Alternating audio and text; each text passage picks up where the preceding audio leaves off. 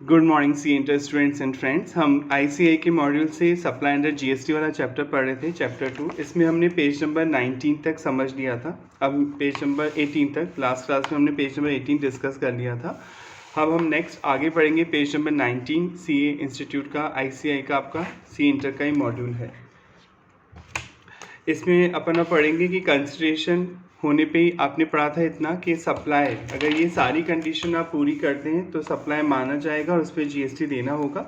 पहला सप्लाई में अपन वापस समझ लेते हैं। फर्स्ट थी आपने सप्लाई किया हो, सप्लाई ऑल फॉर्म्स, सारी फॉर्म्स की सप्लाई इसमें इंक्लूड है। मतलब चाहे आप सेल के नाम से किसी को दे रहे हैं, चाहे आप ट्रांसफ़र के नाम से किसी को दे रहे हैं, चाहे आप बार्टर कर रहे हैं, चाहे आप एक्सचेंज कर रहे हैं, चाहे लीज पे दे रहे हैं, चाहे रेंट पे दे रहे हैं, या किसी भी तरीके से डिस्पोज करने, कोई ऐसा डिस्पोज होता है एक जगह से दूसरे जगह को ट्रांसफ़र कर रहे हैं आप, वो ऐसे। तो सारी फॉर्म ऑफ सप्लाई में इंक्लूड है। ऑल टाइप ऑफ ट्रांसफ़र इसमें इंक्लूड है, चाहे सेल हो, चाहे ट्रांसफ़र हो, चाहे बार्टर हो, चाहे एक्सचेंज हो, चाहे रेंट हो, चाहे लीज हो, चाहे डिस्पोज कर रहे हो। तो पहले तो ये कंडीशन पूरी होनी चाहिए। दूसरी कंडीशन है कि कंसिडरेशन आप चार्ज कर रहे हो, ऑल्दो इसके कुछ एक्सेप्शन आएंगे। अभी आप पढ़ेंगे कि बिना कंसिडरेशन के भी अगर आप कोई किसी को चीज़ देते हैं, गुड्स या सर्विस देते हैं, शेड्यूल 1 अभी आप पढ़ेंगे, तो आपको उन केसेस में भी जीएसटी देना होगा। पर समझने के लिए तो अभी आप समझ लीजिए कि कंसिडरेशन अगर आप चार्ज करेंगे, कुछ पैसा आप लेंगे सामने वाले से, कंसिडरेशन काइंड में भी हो सकता है और कैश में भी हो सकता है, तो वो सप्लाई माना जाएगा। तीसरी कंडीशन है लास्ट, कि आपने बिजनेस पर्पस के लिए या तो बिजनेस के दौरान, ड्यूरिंग बिजनेस और फर्दरेंस ऑफ बिजनेस को प्रमोट करने के लिए ऐसा किया हो। अगर आप पर्सनल ट्रांजैक्शन करते हैं तो वो सप्लाई के दायरे में नहीं आएगा, उस पर जीएसटी चार्ज नहीं होगा। जैसे पड़ोस वाली आंटी ने गाजर का हलवा भेजा आपके घर, कुछ दिन बाद आपकी मम्मी ने उनको मान लीजिए मूंग का हलवा भेज दिया या आलू का हलवा बना के भेज दिया, तो वो कोई बिजनेस ट्रांजैक्शन नहीं है, वो पर्सनल ट्रांजैक्शन है, वो इसमें कवर नहीं होगा, वहाँ कोई जीएसटी नहीं लगेगा। अगर बिजनेस के दौरान या बिजनेस को प्रमोट करने के लिए आप ये एक्टिविटी करते हैं तो ही आप उसे सप्लाई मानते हुए उस पर जीएसटी चार्ज किया जाएगा। पहला था सप्लाई, इसमें all form of supply include है। चाहे आप किसी भी नाम से कोई चीज़ किसी को दे रहे हो, चाहे सेल हो, चाहे ट्रांसफ़र हो, चाहे एक्सचेंज हो, चाहे बार्टर हो, चाहे लीज पे दे रहे हो, चाहे रेंट पे दे रहे हो, किसी भी तरीके से डिस्पोज कर रहे हो, आप कंसिडरेशन चार्ज कर रहे हैं। ऑल्दो शेड्यूल 1 एक्सेप्शन है, वो आप पढ़ेंगे। और तीसरा बिजनेस या फर्दरेंस ऑफ बिजनेस के दौरान आप ये चीज़ें कर रहे हैं तो उसे सप्लाई मानते हुए जीएसटी दिया जाएगा। अब हम आगे बढ़ते हैं 19 पेज पर। Let us examine the existence of consideration in the following 3 स्कैनेरियो। 3 परिस्थितियों में हम कंसिडरेशन को समझते हैं, यानी इसमें आपको बताना है कि हाँ जीएसटी यहाँ चार्ज होगा या नहीं होगा। पहला पॉइंट है donation receive by charitable institution. जो चैरिटेबल इंस्टीट्यूशन तो आप समझते ही हैं, जो धर्म के नाम पे या लोगों के वेलफेयर के लिए काम करते हैं। फ्रॉम इंडिविजुअल डोनर, डोनर से उन्हें चंदा मिलता है, डोनेशन बोलते हैं आप उसे। विदाउट क्विड प्रो क्यो, क्विड प्रो क्यो मतलब समथिंग इन रिटर्न, उसमें शर्त नहीं लगाता डोनर की मुझे कुछ वापस चाहिए। दान देते हैं, आप भी मंदिर जाते हैं, किसी ट्रस्ट को दान देते हैं, तो वहाँ आप कुछ एक्सेप्ट थोड़ी करते हैं, मतलब आप उनसे कुछ उम्मीद थोड़ी करते हैं कि आपकी कोई एक्सपेक्टेशन है कि आपको कुछ मिलना चाहिए। इसे हम एग्जाम्पल से समझते हैं। मिस्टर ए, इसने एक मंदिर को ₹1 लाख का डोनेशन दिया। किसी भी मंदिर को मान सकते हैं आप, मंदिर हो सकता है, मॉस्क हो सकता है, ठीक है, चर्च हो सकता है, गुरुद्वारा हो सकता है। आपने 1 लाख रुपए उससे डोनेशन दिए। अब मंदिर ने क्या किया, वहाँ पे इस पैसे से उसने कुछ छोटा सा रूम कंस्ट्रक्ट करवाया, सपोज स्मॉल रूम कंस्ट्रक्ट करवाया उस मंदिर ने, और उस मंदिर के रूम के बाहर एक प्लेट पर, एक नेम प्लेट पे उसने लिख दिया थैंक्स फ्रॉम मिस्टर ए। मतलब क्योंकि मिस्टर ए ने 1 लाख रुपए दिए थे तो मंदिर ने एक नेम प्लेट बनवाई, as a thanks, as a gratitude के तौर पे, एज ए रिस्पेक्ट के तौर पे उसने मिस्टर ए को थैंक्स लिखा और लिख दिया थैंक्स फ्रॉम मिस्टर ए, ठीक है। या कोई पंखा लगवाया, आप देखते गए मंदिर में जाते, कोई फैन लगा होता है, कोई सीट लगी होती है, उस पर नाम लिखा होता है कि ये पंखा, ये सीट इसके द्वारा भेंट की गई है, डोनेशन दे रहे हैं आप, चंदा दे रहे हैं। तो क्वेश्चन उठता है क्या ये क्विड प्रो क्यो माना जाएगा। क्विड प्रो क्यो मतलब समथिंग इन रिटर्न, क्योंकि कंसिडरेशन का मतलब ये होता है समथिंग इन रिटर्न, कुछ के बदले कुछ। आप मंदिर को पैसा दे रहे हैं, मंदिर आपका नाम डिस्प्ले कर रहा है, तो आपको मंदिर सर्विस दे रहा है, फिर तो वो आपके नाम को डिस्प्ले कर रहा है, तो क्या इस पे जीएसटी लगेगा। क्वेश्चन यहाँ पे ये उठता है। पर यहाँ पे जीएसटी नहीं लगेगा। जीएसटी उन्होंने बोला कि अगर कोई चैरिटेबल इंस्टीट्यूशन है, कोई भी ऑर्गेनाइजेशन है, आप उसे डोनेशन देते हैं पर उसमें कोई समथिंग इन रिटर्न इन्वॉल्व नहीं है। आपने थोड़ी कहा था उस मंदिर को कि वो आपके नाम को डिस्प्ले करे, शर्त नहीं थी ना कि आपके बिजनेस का विज्ञापन करे। टाटा कंपनी ने किसी मंदिर को 1 लाख रुपए दिए तो टाटा कंपनी ने शर्त थोड़ी लगाई कि हम आपको हमारे नाम का एडवर्टाइजमेंट करना होगा। यानी ये कोई एडवर्टाइजमेंट नहीं है, वो तो as a gratitude, as a respect के तौर पे आपका नाम डिस्प्ले कर रहा है मंदिर। उसमें कोई एग्रीमेंट नहीं हुआ है कि आप 1 लाख रुपए देंगे तभी वो आपके बिजनेस का विज्ञापन करेगा, आपके नाम का विज्ञापन करेगा, एडवर्टीजमेंट करेगा।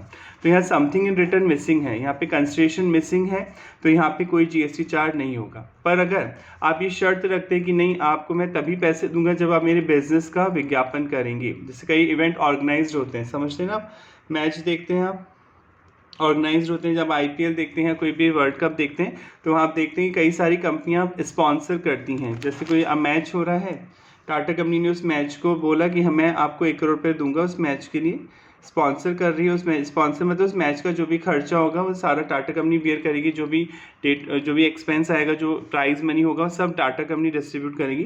पर टाटा कंपनी शर्त लगा रही है कि जब भी मैच होगा, जो डिस्प्ले होगा मैच के दौरान, जो भी होर्डिंग्स लगे होंगे वो उस पर सब पे मेरा नाम लिखा होगा, बैट्स जो खिलाड़ियों को दिए जाएंगे उस पर मेरा नाम लिखा होगा। तो यहाँ समथिंग इन रिटर्न है, टाटा कंपनी ऑर्गेनाइज कर रही है, इवेंट को स्पॉन्सर कर रही है और इसके बदले वो उम्मीद कर रही है कि आप उसके नाम का विज्ञापन करें, तो जो वो पैसे आपको दे रही है उस पर जीएसटी चार्ज किया जाएगा। माना जाएगा टाटा कंपनी आपको सर्विस दे रही है, आप उससे पैसे ले रहे हैं स्पॉन्सरशिप, और यहाँ पे जीएसटी चार्ज होगा। तो आई होप ये क्लियर हो गया होगा कि अगर आप कोई डोनेशन देते हैं किसी को और आप समथिंग इन रिटर्न मिसिंग है, वहाँ पे आप उम्मीद नहीं करते कि सामने वाला कुछ आपको देगा, तो कोई जीएसटी चार्ज नहीं होगा। पढ़ लेते हैं फर्स्ट पॉइंट पहले हम।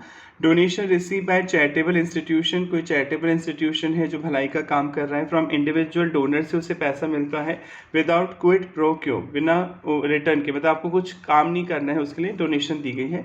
An important feature of consideration is Kwid pro क्यो। कंसिडरेशन का मतलब क्विड प्रो क्यो ही होता है, समथिंग फॉर समथिंग, यानी किसी के लिए कुछ करना और वो फिर आपके लिए कुछ करेगा। सेक्शन 25 आप पढ़ चुके हैं इंडियन कॉन्ट्रैक्ट एक्ट में। कंसिडरेशन का मतलब होता है something in return.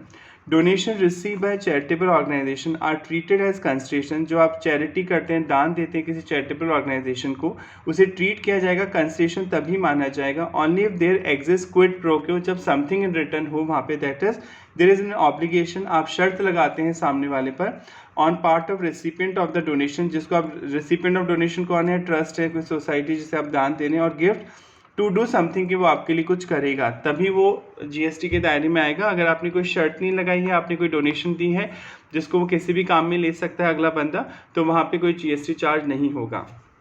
Generally institution such as religious institution, धार्मिक इंस्टीट्यूशन होते हैं, चैरिटेबल ऑर्गेनाइजेशन होती हैं जो चैरिटी के लिए काम करती हैं, स्कूल्स होते हैं, हॉस्पिटल्स होते हैं, ऑर्फनेज होते हैं, अनाथ आश्रम होते हैं, ओल्ड एज होम होते हैं, ठीक है, जहाँ पे ओल्ड एज लोग रहते हैं, एटसेट्रा। रिसीव फाइनेंशियल हेल्प, इन लोगों को मदद मिलती है, और एनी अदर सपोर्ट, कोई भी सपोर्ट मिल सकता है इन फॉर्म ऑफ डोनेशन के नाम से, गिफ्ट के नाम से, from individual donors, in order to express the gratitude. Gratitude होता है किसी के प्रति अपना आदर भाव प्रकट करना, आप ग्रेटिट्यूड दिखा रहे हैं, उसका रिस्पेक्ट कर रहे हैं, टूवर्ड सच हेल्प, और सपोर्ट द रिसिपिएंट इंस्टीट्यूशन, जिसको पैसा मिला है, प्लेस आर नेम प्लेट, आप नेम प्लेट लगा देते हैं अपने यहाँ पर, और सिमिलर सच एक्नॉलेजमेंट, कोई भी आप इसी तरह की एक्टिविटी करते हैं, एक्नॉलेजमेंट इन देयर प्रीमाइसेस, कि अपने प्रीमाइसेस में आप उसको रिस्पेक्ट के तौर पे कोई नेम प्लेट लगा देते हैं, या उसको एक्नॉलेजमेंट करते, सब मूर्ति बना देते हैं, कोई स्टैचू बना दिया, मैंने आपको दान दिया 10 करोड़ का, आपने उस ऑर्गेनाइजेशन ने मेरा स्टैचू ही बना दिया वहाँ पर। कई बार ऐसा भी होता है कि जो बहुत दानवीर लोग होते हैं उनका स्टैचू बना दिया जाता है, तो वहाँ क्विड प्रो मिसिंग है, मैंने थोड़ी शर्त लगाई थी कि आप मेरा स्टैचू बना दो, तो वहाँ पे कोई जीएसटी चार्ज नहीं होगा।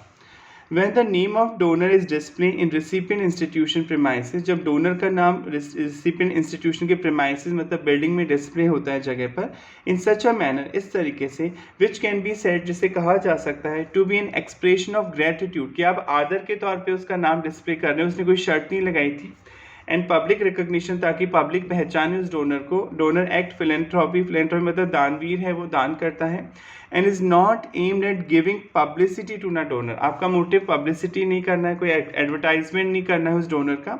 इन such manner that it would be an advertising और प्रमोशन ऑफ हिज बिजनेस, कोई आप एडवर्टाइजमेंट नहीं कर रहे, उसके बिजनेस का कोई प्रमोशन नहीं कर रहे, then it can be said, तो ये कहा जा सकता है that there is no supply of service, कि इसे कोई सर्विस नहीं दी जा रही है for payment in the form of donation, donation के तौर पर।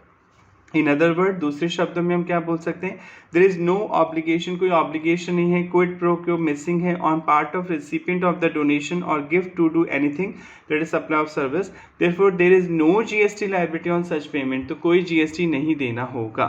ठीक है, जैसे मैंने नवरात्रि फंक्शन हो रहा है, डांडिया खेला जा रहा है, ठीक है, 9 दिन तक ये इवेंट चलेगा, 9 डेज का इवेंट है। इस डांडिया के लिए आपने पैसे दिए, इस ऑर्गेनाइजेशन को ऑर्गेनाइज करवाने के लिए डांडिया आपने 50 लाख रुपए दिए। आपका बिजनेस है, मान लीजिए एक्स लिमिटेड, आपकी कंपनी है, उस कंपनी से 50 लाख रुपए दिए जा रहे हैं इस डांडिया को ऑर्गेनाइज करने के लिए। तो पर आपकी शर्त है, ऑब्वियसली शर्त होती है ऐसी जगह जब स्पॉन्सर होता है कि जो भी होर्डिंग्स लगाई जाएंगी हमारे नाम का विज्ञापन करना होगा, जो भी प्राइस दिया जाएगा उस पर भी लिखना होगा कि prize money given by X limited. तो यहाँ पे दान करना आपका मोटिव नहीं है, आपका मोटिव है अपने बिजनेस की पब्लिसिटी करना, राइट। आप पब्लिसिटी करवाना चाहते हैं अपने बिजनेस की। तो ये जो 50 लाख रुपये आप दे रहे हैं, आप तो दे रहे हैं, तो रिसीव कौन कर रहा है, जो ऑर्गेनाइजेशन है, जो भी नाम है इसका, नवरात्रि ऑर्गेनाइजेशन या सोसाइटी व्हाटएवर, तो माना जाएगा ये सोसाइटी आपको सर्विस दे रही है, ये आपकी मदद कर रही है आपके नाम का विज्ञापन करने में ताकि आपका बिजनेस बढ़ सके। तो सोसाइटी या ट्रस्ट जो भी है, ये चैरिटेबल इंस्टीट्यूशन, इसे जीएसटी देना होगा, क्योंकि यहाँ क्विड प्रो क्यों है, यहाँ पे समथिंग इन रिटर्न है, वो आपके बिजनेस का विज्ञापन कर रहे हैं, इसके बदले आप उन्हें पैसा दे रहे हैं, तो माना जाएगा ये सर्विस दे रही है, आपके नाम का विज्ञापन कर रही है ताकि आपका बिजनेस बढ़े। तो यहाँ पे सोसाइटी को 50 लाख रुपए पे जीएसटी देना होगा। Some example of cases where there would be no taxable supply are as follow। कुछ एग्जाम्पल आपको दे रखे हैं इंस्टीट्यूट ने समझाने के लिए। भूषण डोनेटेड अ ब्लैक बोर्ड, आपने एक ब्लैक बोर्ड डोनेट किया टू योगनिष्ठ संस्थान, किसी योगनिष्ठ संस्थान को। अ चैरिटेबल योगा इंस्टीट्यूशन है, वो योगा सिखाता है, योगनिष्ठ संस्थान printed underneath the black board so donated, उन्हें ब्लैक बोर्ड जो आपने दिया उसके नीचे जो पट्टी होती है अंडरनीथ, उस ब्लैक बोर्ड के नीचे लिख दिया good wishes from mister Bhushan, आपका नाम लिख दिया क्योंकि आपसे मिला है ब्लैक बोर्ड, तो उन्होंने एज ए ग्रेटिट्यूड के तौर पे, एज ए रिस्पेक्ट के तौर पे उस ब्लैक बोर्ड पे आपका नाम लिख दिया। क्या यहाँ पे जीएसटी लगेगा? नहीं सर, यहाँ पे कोई जीएसटी नहीं लगेगा, क्योंकि मिस्टर भूषण ने कोई शर्त नहीं लगाई थी कि आपको उनके बिजनेस का विज्ञापन करना है, तो एज ए ग्रेटिट्यूड है, एज ए रिस्पेक्ट के तौर पर आप उनका नाम डिस्प्ले कर रहे हैं। Next example, Shrimati Durga Devi donated some money to a temple in the memory of a late father, अपने पापा के नाम से उन्होंने किसी मंदिर को दान दिया। लेट फादर मतलब जिनकी डेथ हो चुकी है। The temple trust constructed a room in the temple complex, उस पैसे से उस मंदिर ने, एक ट्रस्ट ने कॉम्प्लेक्स बनाया, ठीक है, रूम बनवाया उस मंदिर में। From such donation and wrote, उस पर लिखा donated bye Shrimati Durga Devi in the memory of her father, यानी दुर्गा देवी ने पैसे दिए अपने फादर की याद में, on the door of the room, room के दरवाजे पे वो लिखवाया। तो वही सेम चीज़ यहाँ पे कोई क्विड प्रो क्यों नहीं है, यहाँ कंसिडरेशन मिसिंग है। श्रीमती दुर्गा देवी ने ये शर्त भी लगाई थी कि आप डोर पे नाम लिखोगे, दीवार पे नाम लिखोगे, उन्होंने कोई शर्त नहीं लगाई थी। उनका मोटिव विज्ञापन करना नहीं था, उनका मोटिव था अपने फादर के नाम पर किसी मंदिर की हेल्प करना। तो आपने एज ए रिस्पेक्ट के तौर पर उस मंदिर के दरवाजे पे लिख दिया, उस रूम के दरवाजे पे लिख दिया कि इन्होंने दान दिया है, तो यहाँ पे कोई जीएसटी चार्ज नहीं होगा। In above example, it may be noticed that there is no reference or mention of any business activity, यहाँ कोई business activity नहीं हो रही है of the donor which otherwise would have got advertised, जिससे कि कोई advertisement मिले आपको, यहाँ पे कोई advertisement नहीं हो रहा है। Thus GST is not leviable, यहाँ पे कोई GST चार्ज नहीं होगा। Where all the following 3 conditions are satisfied, अगर तीनों शर्तें आप पूरी कर देते हैं तो पहली शर्त, गिफ्ट और donation is made to a charitable organisation, आपने किसी कल्याणकारी संस्था को दान दिया हो, वो ट्रस्ट भी हो सकता है, वो कोई सोसाइटी भी हो सकती है जिसका काम है लोगों की भलाई करना। दूसरा, payment has the character of gift और डोनेशन, जो आपने पेमेंट किया है वो गिफ्ट और डोनेशन के तौर पे दिया है, दान दिया है। पर्पज़ इज़ फिलैंथ्रोपिक, आपका पर्पज़ है कि डोनेशन देना, मदद करना, ना कि एडवर्टाइजमेंट करना। That is it lead to no commercial gain, आपका मोटिव कोई कॉमर्शियल गेन करने का नहीं है, एंड नॉट एडवर्टाइजमेंट करने का है। तो आई होप आपको समझ में आ गया होगा। सेकेंड पॉइंट तो पहले भी आप पढ़ चुके हैं कि आप मान लीजिए आर्टिस्ट हैं, आप कोई पेंटिंग बनाते हैं आप पेंटिंग बनाते हैं या कोई आर्ट वर्क बनाते हैं, आप घर पे आपने पेंटिंग बनाई, अब घर से आप ये पेंटिंग आर्ट गैलरी भेजेंगे, कोई एग्जीबिशन में भेजेंगे जहाँ पे पेंटिंग बिकेगी। तो जब आप घर से एग्जीबिशन में भेजेंगे पेंटिंग, तो जब कोई जीएसटी नहीं लगेगा ना, ये सेल थोड़ी है। सेल कब होगी? जब एक्चुअल में बायर आपकी पेंटिंग को लाइक करेगा, पसंद करेगा और पेमेंट करेगा, तब जीएसटी लगेगा। जब कोई आर्टिस्ट अपने घर से किसी एग्जीबिशन के लिए, किसी आर्ट गैलरी के लिए पेंटिंग भेजता है, कोई आर्ट वर्क भेजता है, तो वहाँ कोई जीएसटी चार्ज नहीं होता, क्योंकि एक्चुअल सेल नहीं हो रही है। सेल कब होती है? जब कस्टमर आपकी पेंटिंग को लाइक करता है, उसे पसंद आती है और फिर वो पेमेंट करता है, तो वहाँ पे जीएसटी लगेगा। पढ़ लेते हैं। Art work sent by artist to galleries, artist अपना काम भेज रहे हैं गैलरीज में फॉर एग्जीबिशन दिखाने के लिए, इज नॉट अ सप्लाई, इससे कोई सप्लाई नहीं माना जाएगा। और जब सप्लाई ही नहीं माना जाएगा तो जीएसटी नहीं लग सकता। पहली कंडीशन यही है कि सप्लाई होना चाहिए वो product. As no concession flow from gallery to the artist, क्योंकि गैलरी वाला थोड़ी आपको पेमेंट करेगा, वो तो एक जगह देता है आपको पेंटिंग डिस्प्ले करने के लिए, ठीक है। वहाँ पे आप गैलरी वाले को जब पेंटिंग भेजते हैं अपनी, तब कोई जीएसटी चार्ज नहीं होगा। Artist give their work of art to galleries where it is exhibited for supply, artist अपना काम जो है गैलरीज को भेजते हैं जहाँ पे वो डिस्प्ले करते हैं। However, no consideration flows from the gallery, gallery से कोई फ्लो नहीं होता है, कोई पैसा आपके पास नहीं आता है to the artist. When the artwork are sent to the gallery for exhibition, आप जब उसे पेंटिंग भेजते हैं गैलरी वाले को, तब कोई पैसा नहीं आता है। And therefore the same is not a supply, कोई कंसिडरेशन तो है ही नहीं, तो सप्लाई नहीं है। It is only when a buyer select, कब लगेगा जीएसटी? तभी लगेगा जब बायर सेलेक्ट करेगा अ पर्टिकुलर आर्ट वर्क, आपकी किसी पेंटिंग को या आर्ट वर्क को डिस्प्ले हो रहा है जो कि लगाया गया है गैलरी में, that the actual supply take place, तब सेल मानी जाएगी। एक्चुअल सप्लाई होगी, सेल होगी, and applicable GST would be payable, और जो जीएसटी है फिर वो चार्ज किया जाएगा at the time of supply. I hope यहाँ तक समझ में आ गया होगा। नेक्स्ट टॉपिक पढ़ने से पहले समझ लेते हैं, फिर हम रीड कर लेंगे मॉड्यूल से। इंश्योरेंस पॉलिसी सभी लेते हैं जनरली आजकल, और लेनी भी चाहिए। इंश्योरेंस पॉलिसीज आपकी जो रिस्क है उसको कवर करती हैं। जैसे सपोज मेडिकल पॉलिसी ली, मिस्टर ए ने एक मेडिकल पॉलिसी ली। मेडिकल पॉलिसी आप समझते हैं कि जो अगर आप एडमिट होंगे किसी हॉस्पिटल में, तो जो खर्चा आएगा हॉस्पिटल ट्रीटमेंट का, वो कौन कंपनी देगी? इंश्योरेंस कंपनी देगी। तो जब मेडिकल पॉलिसी लेते हैं तो आपको प्रीमियम देना होता है। सपोज आपने प्रीमियम दिया 20,000 का ईयरली, 20,000 पर एनम, और आपको 20 लाख की पॉलिसी मिल गई। ये होता है, किसी भी इंश्योरेंस कंपनी से ले सकते हैं, HDFC, SBI, LIC, वॉटएवर, सभी आजकल काम करते हैं पॉलिसी बेचने का।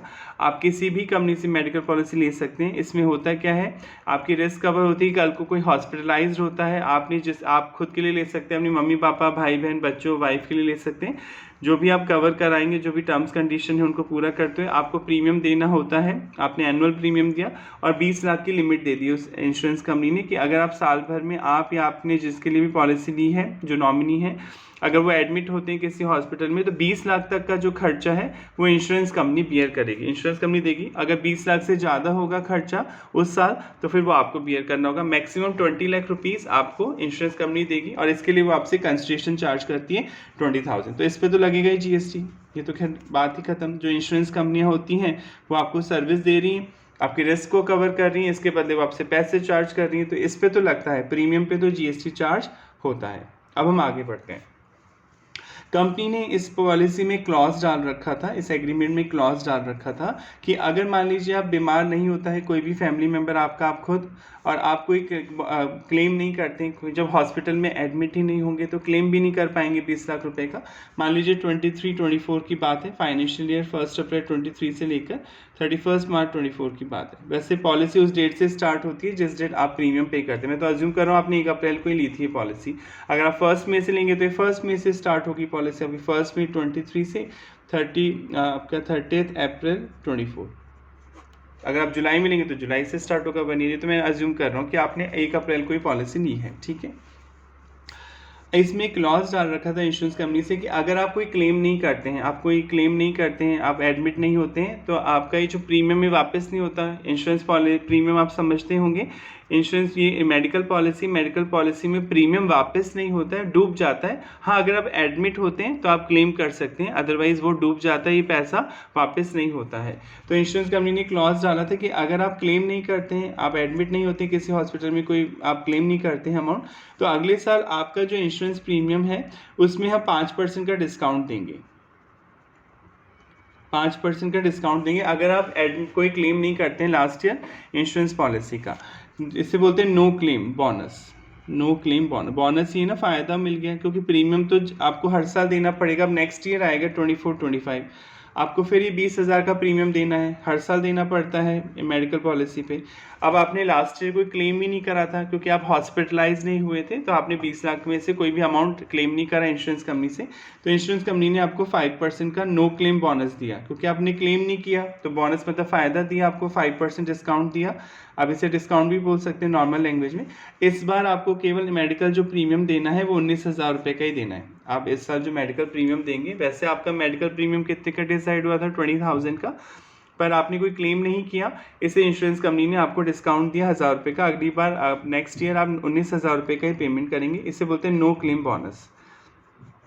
ठीक है, तो आपने जब सप्लाई की डेफिनेशन पढ़ी थी, सप्लाई में आपने एक चीज़ पढ़ी थी, अगर आप कोई काम करने के लिए हाँ करते हैं या कोई काम करने के लिए ना करते हैं, फोरबियरेंस ऑफ एक्ट, याद आ रहा होगा, फोरबियरेंस ऑफ एक्ट, किसी काम को वहन करना। मैंने आपको नॉन कॉम्पिटिशन वाली एग्जांपल भी दिया था। फोरबियरेंस ऑफ एक्ट का मतलब होता है आप किसी को कोई काम ना करने के लिए हाँ करने, आप उससे कह रहे हैं कि ठीक है मैं ये काम नहीं करूँगा, इसके बदले अगर आप कोई पैसे चार्ज करते हैं, फोरबियरेंस ऑफ एक्ट है, तो फिर उसे माना जाएगा आप सामने वाले को सर्विस दे रहे हैं और उस पर GST चार्ज होगा। किसी काम की करने के लिए हाँ करना या किसी काम को करने के लिए ना करना और इससे सामने वाले से कोई पैसे चार्ज करना, तो GST में माना जाता है कि आप उसे सर्विस दे रहे हैं और वहाँ पे आपको GST देना होता है। तो GST डिपार्टमेंट ने बोला, मतलब GST डिपार्टमेंट वाले आपके पास आते हैं कि भैया तुमने ये 1,000 रुपये का फ़ायदा इसलिए मिला है तुम्हें क्योंकि तुमने लास्ट ईयर कोई इंश्योरेंस पॉलिसी क्लेम नहीं की थी, आपने 20 लाख रुपए में से कोई अमाउंट यूटिलाइज ही नहीं करा, इसलिए इंश्योरेंस कंपनी ने तुम्हें 1,000 रुपये दी। यानी तुम कोई काम नहीं कर रहे हो, इसके बदले तुम्हें 1,000 रुपये दिए जा रहे हैं, राइट। तो ये सर्विस माना जाना चाहिए, और जब सर्विस माना जाना चाहिए तो इस 1,000 रुपये पर GST लगना चाहिए। डिपार्टमेंट ये कह रहा है, सपोज कोई डिपार्टमेंट का आदमी आपसे आके कह रहा है कि तुमने क्लेम नहीं किया, लास्ट ईयर कोई 20 लाख रुपए तुमने मांगे नहीं, इस वजह से तुम्हें 1,000 रुपये मिले, किसी काम को करने के लिए तुमने मना किया, इस वजह से तुम्हें 1,000 रुपये का फ़ायदा हो गया, तो ये सर्विस माना जाएगा। और जब सर्विस माना जाएगा तो इस पर GST दो, क्योंकि GST गुड्स और सर्विस पे लगता है। पर यहाँ पे डिपार्टमेंट का वो आदमी मिसिंग है, एक चीज़ यहाँ पे जो बताना भूल गया, जो वो नहीं पढ़ रहा है ढंग से, क्योंकि यहाँ पे हमने कोई प्रॉमिस थोड़ी किया था कि हम 20 लाख रुपये नहीं मांगेंगे। वो तो हम बीमार नहीं पड़े, मिस्टर ये बीमार नहीं पड़ा, इससे कोई डिजीज़ नहीं हुई, इसलिए हॉस्पिटल में एडमिट ही नहीं हुआ ये या इसके फैमिली मेम्बर, इसलिए 20 लाख रुपए इसलिए नहीं मांगे। उसने कोई एग्रीमेंट थोड़ी किया था कि मैं मांगूंगा ही नहीं, ऐसा लिख के दिया था क्या? नहीं, ऐसा कुछ लिख के थोड़ी दिया था। तो पॉलिसी में क्लॉज था कि अगर आप नहीं मांगोगे तो आपको insurance company next year premium कम चार्ज करेगी। तो ये कोई क्विड प्रो क्वो नहीं माना जाएगा, समथिंग इन रिटर्न थोड़ी कि आप कोई किसी काम को करने के लिए मना कर रहे हो, इससे पैसे दिया जा रहा है, नहीं, ये इस पर कोई GST चार्ज नहीं होगा, ये नो क्लेम बोनस पे कोई GST चार्ज नहीं किया जाएगा। आई होप समझ में आ गया होगा। पढ़ लेते हैं अब आपके इंस्टीट्यूट के मॉड्यूल से। देखिए, no supply of service by insured मतलब जिसने इंश्योरेंस पॉलिसी ली है, जो मैंने आपको एग्जांपल बताया भी उसमें मिस्टर ए की बात करें, टू द इंश्योरेंस कंपनी, जो इंश्योरेंस कंपनी से आपने मेडिकल पॉलिसी ली है, in lieu of no claim bonus offered by said insurance company to him.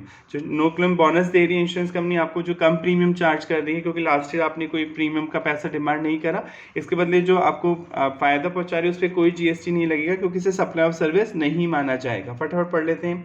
The issue which arrows, जो यहाँ पे जो इशू अरोज होता है, क्वेश्चन उठता है, for consideration was whether the deduction on account of no claim bonus, कि जो आपको डिडक्शन मिली, जो प्रीमियम में छूट मिली नो क्लेम बोनस की वजह से, अलाउड बाय इंश्योरेंस कंपनी ने दी from insurance premium payable by the insured को, कैन बी कंसिडर्ड, क्या इसे माना जा सकता है एज ए कंसिडरेशन, वो जो डिस्काउंट दिया आपसे कम पैसे चार्ज किए, क्या उसे कंसिडरेशन माना जाएगा for supply provided by insured to the insurance company. माना जाएगा कि जो मिनिस्टर है, जो इंश्योर्ड पर्सन है, वो आपको सर्विस दे रहा है, क्योंकि वो आपको मना कर रहा है कि ठीक है मैं क्लेम नहीं करूंगा, इसलिए मैं आपसे पैसे अगले साल डिस्काउंट मांगूंगा। ऐसा तो कोई लिख के थोड़ी दिया था उसने। फॉर एग्रीइंग, क्योंकि वो प्रॉमिस कर रहा है, to obligation to refrain from the act, वो पीछे हट जाएगा, ऑफ लॉजिंग मतलब होता है क्लेम करना, दाखिल करना, lodging insurance claim during the previous year. मतलब क्या ये कहा जा सकता है कि जो इंश्योर्ड पर्सन है वो रिफ्रेन हो रहा है, अपने आप को पीछे हटा रहा है कि वो क्लेम नहीं करेगा, इसके लिए वो आपसे नो क्लेम बोनस क्लेम कर रहा है। नहीं, ऐसा एग्रीमेंट में थोड़ी लिखा था, ऐसा कोई प्रॉमिस थोड़ी किया था इंश्योर्ड ने। एज पर प्रैक्टिस जनरली होता ही है, प्रिवेलिंग मतलब जो चल रही है इन द इंश्योरेंस सेक्टर में, the insurance companies deduct no claim bonus from the gross insurance premium amount. No claim bonus मिलता ही है क्योंकि आपने उन कंपनी की हेल्प कर दी, वरना 20 लाख रुपए खर्च करने पड़ते हैं इंश्योरेंस कंपनी को, इसलिए उसकी मदद मिल गई और आपने नो क्लेम बोनस से कोई क्लेम ही नहीं करा, इसके बदले उसने आपको डिस्काउंट दिया। When no claim is made by insured person, जब कोई insured person क्लेम ही नहीं करता है during the previous insurance period में, तो नो क्लेम बोनस दिया जाता है। द कस्टमर और insured procure insurance policy to indemnify होता है कोई क्षतिपूर्ति, कोई नुकसान होगा तो उससे बचने के लिए आप इंश्योरेंस पॉलिसी लेते हैं ना। प्रोक्योर मतलब लेना, इंश्योरेंस पॉलिसी ली इसलिए जाती है कोई नुकसान हो उसकी भरपाई हो सके। हिमसेल्फ फ्रॉम एनी लॉस और injury as per the terms of the policy, अपने आप को नुकसान से बचाने के लिए ही आदमी इंश्योरेंस पॉलिसी लेता है। तो इंश्योरेंस पॉलिसी का मतलब बता रखा है कि कस्टमर प्रोक्योर करता है, इंश्योरेंस पॉलिसी लेता है टू आइडेमनीफाई हिमसेल्फ, अपने आप को प्रोटेक्ट करने के लिए किसी भी लॉस या इंजरी से। And is not under any contractual obligation, कोई कॉन्ट्रैक्ट नहीं करता है वो आपके साथ not to claim insurance claim, वो क्लेम नहीं करेगा। अगर बीमार होगा तो पैसे मांगेगा ही ना वो अपनी मेडिकल पॉलिसी का, वो कोई कॉन्ट्रैक्ट थोड़ी करता है कि वरना फिर वो कॉन्ट्रैक्ट ही करेगा, फिर पॉलिसी क्यों लेगा। पॉलिसी ली ही उसने इसलिए ताकि नुकसान से बच सके। Claim during any period covered under the policy in lieu of no claim bonus.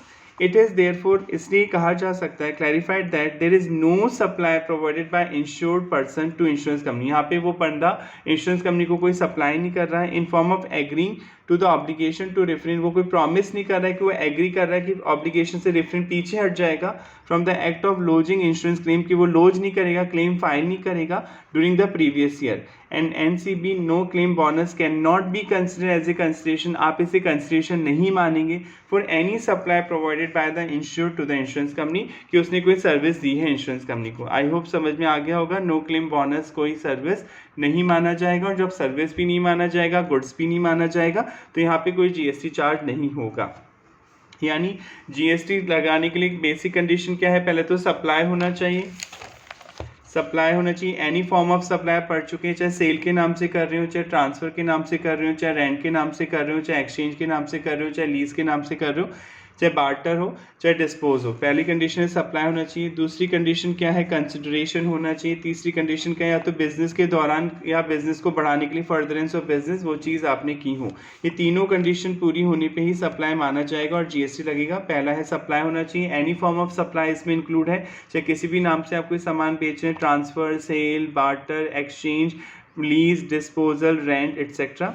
और इसके बाद कंसिडरेशन होना चाहिए, और वो फर्दरेंस ऑफ बिजनेस, या तो बिजनेस को बढ़ाने के लिए ड्यूरिंग बिजनेस होना चाहिए।